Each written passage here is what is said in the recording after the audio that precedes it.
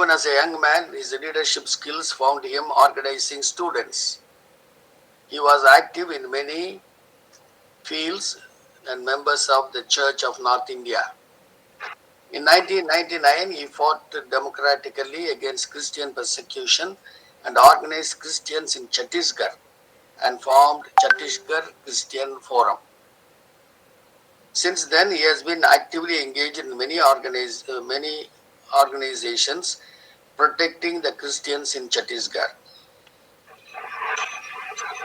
So we welcome Mr. Arun Panalal to share his views.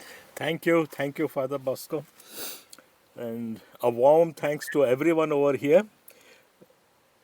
And I'll just straightway come out to the points over here what we are here to discuss for, and that is that Modi's welcome dinner party or whatever you want to say. And I've got basically just three questions which I raised before this honorable gathering. Was there a change of heart? I'm asking Modi this question. Or was it a flash in the pan? Or is it a planned move? Sensing that about 12% Christians are now getting politically activated. These are the three questions which probably Modi must have asked himself, or the people who have organized that particular program must have asked themselves. Now, my first question, I want to reveal one particular thing. In such programs, there is no space to speak or express. Nobody was given any chance to talk, nobody was heard, and neither will we ever be heard. This is very clear, make it absolutely clear about this thing. Christians are not being heard. It is his necessity that these people have been, that Christians have been invited, and they have no choice. Even if I was invited, I may not have gone, but then we express nothing by these things. Now, the moot point, what I want to raise over here is, now how to circumvent this particular issue.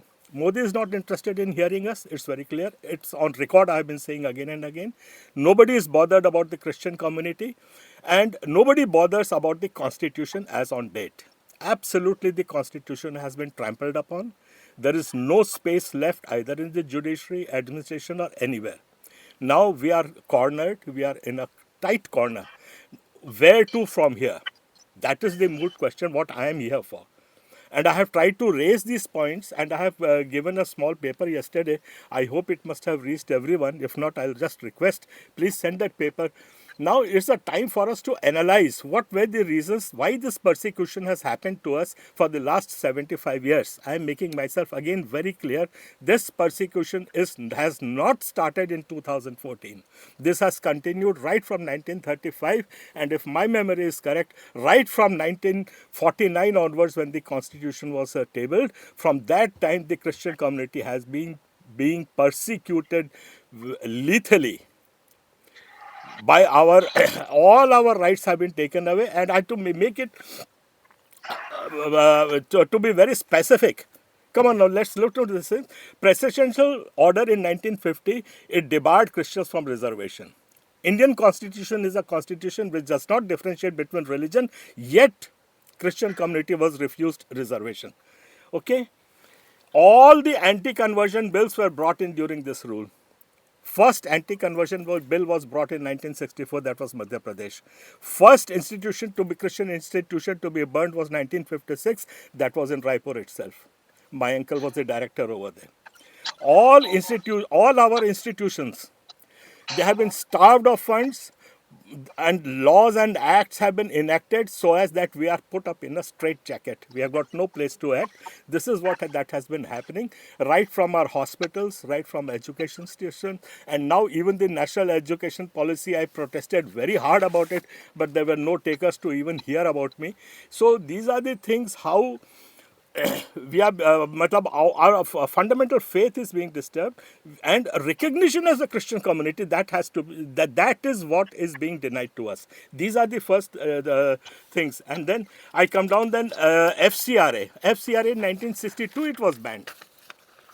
And we are all crying Modi or BJP or this and that. But in 1962 itself, the FCRA was banned.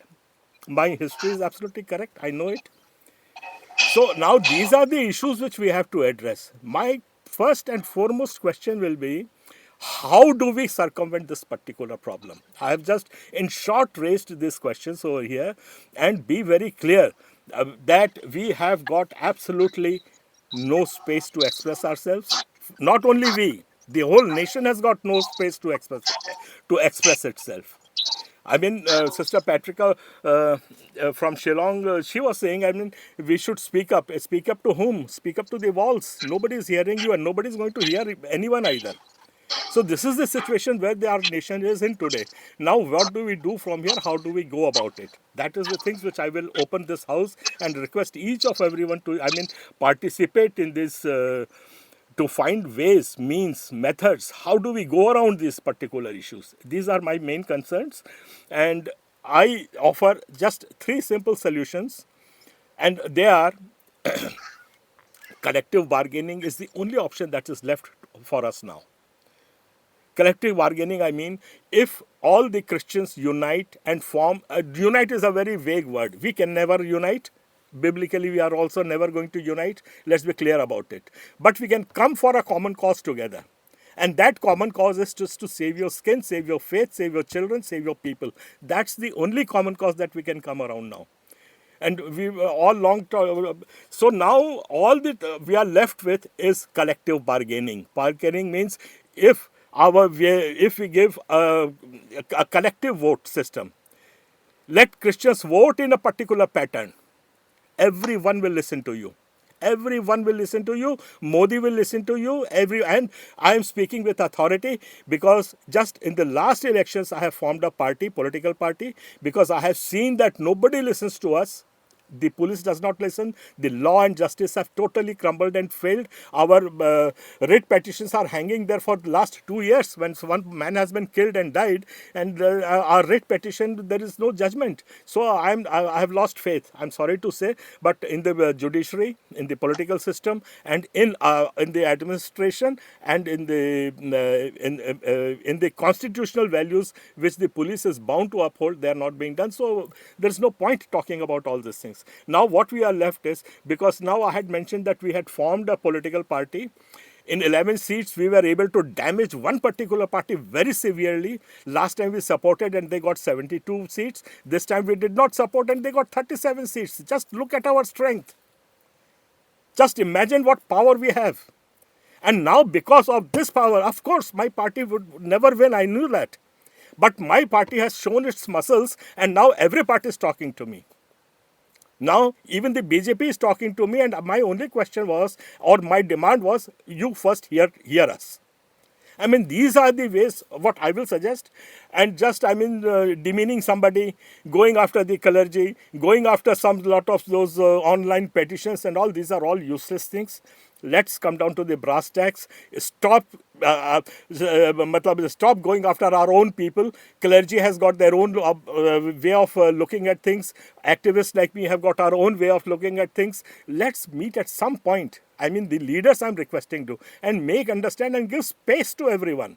I just can't keep on going, and just because one of my bishops has gone and he has met met the PM, so I'll go run after his skin and say no, bishop has done wrong. We have you ever tried to understand on what condition the bishop is, under what circumstances he's going and meeting that particular thing?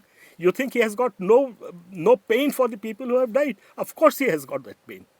But he has not been trained. He doesn't have that mense. He doesn't have that acumen how to handle these politicians. So now my first suggestion is the space for people who can really fight and confront these people must be given. Church should come forward to give space over there. And we should work out on some plan to collectively bargain with all these people. This is all I have to say. There will be a lot to speak and tell, and so I just take leave from this point and expect to hear more from you people. Thank you all so much. Thank you very much, Mr. Arun. You have given a very powerful message. And one of the things that you have said is that we have to come together. I remember when we had the protest against atrocities in Manipur, all the churches came together in Vijayawada. So it is possible for us to come together. So you suggested that we must be together so that we can save ourselves, we can survive together. And you are coming from Chhattisgarh, where you have experienced so much of persecution. That I can see it from your talk, the, the agony that you have, the anger that you have. And what you have said is true. We need not go after our own people, but understanding them, we will stand together.